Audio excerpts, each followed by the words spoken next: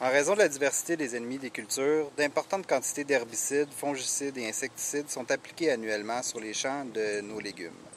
Ces applications répétées de pesticides ont malheureusement des effets néfastes sur l'environnement et sur la santé humaine.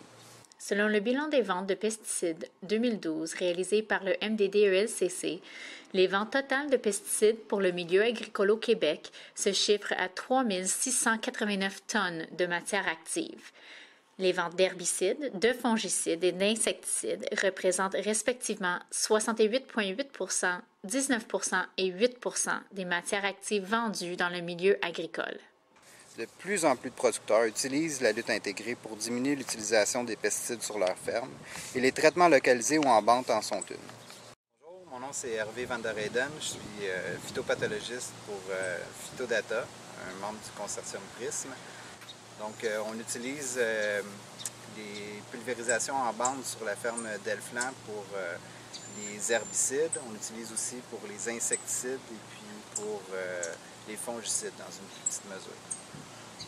L'objectif, par exemple, pour les herbicides appliqués en bande, c'est de pouvoir faire un désherbage chimique tout en protégeant la culture, puis aussi, évidemment, de réduire l'utilisation ou nos besoins en pesticides. On utilise aussi les outils de pulvérisation en bande pour les insecticides pour atteindre le plus possible, dans le fond, notre cible, tout en évitant de pulvériser des endroits du champ qui n'en ont pas besoin. Les méthodes peuvent être utilisées dans la plupart des cultures en rang. Ici, sur la ferme, on l'utilise principalement dans la laitue et dans le radis chinois, mais il y a d'autres fermes qui l'utilisent aussi, par exemple, pour la carotte. Bonjour, je m'appelle Yvon Van Wanden. Je suis propriétaire avec mes 3 frères et mon fils, propriétaire de Delfland. On cultive à peu près 1000 acres en légumes. Chez nous, on utilise des herbicides en bande, c'était le Gramoxone, pour désherber les entrerangs des laitues. On fait ce travail depuis, je dirais, ça fait une dizaine d'années. On a construit une machine, nous autres mêmes, et puis avec un œil magique pour détecter le rang. Après ça, lorsque la machine a fonctionné, on a vu que ça fonctionnait bien, on a essayé de trouver d'autres alternatives. Qu'est-ce qu'on pourrait faire avec ça?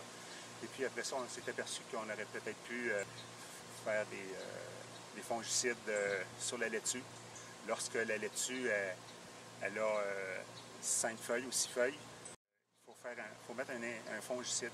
Au lieu de le mettre sur la largeur, on a décidé de le mettre sur 4 pouces de large. Donc, on sauve à peu près, je dirais, 75% de fongicides à ce moment-là. La problématique, peut-être, c'est de passer dans tous les rangs. C'est un petit peu plus long. Je dirais même beaucoup plus long.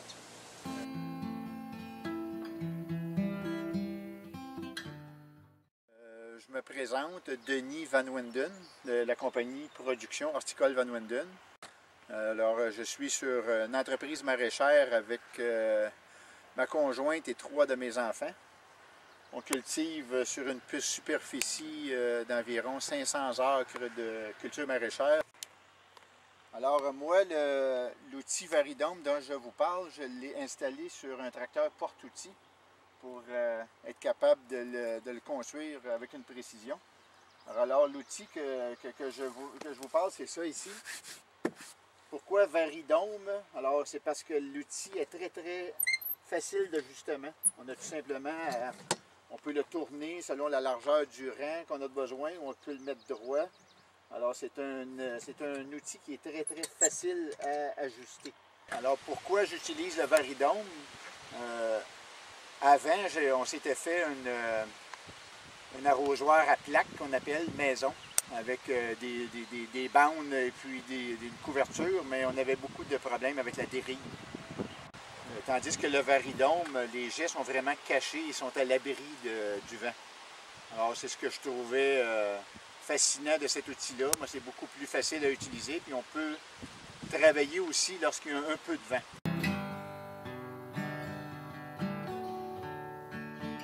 Alors ici, je veux vous montrer le Varidome qui a été passé il y a environ une semaine.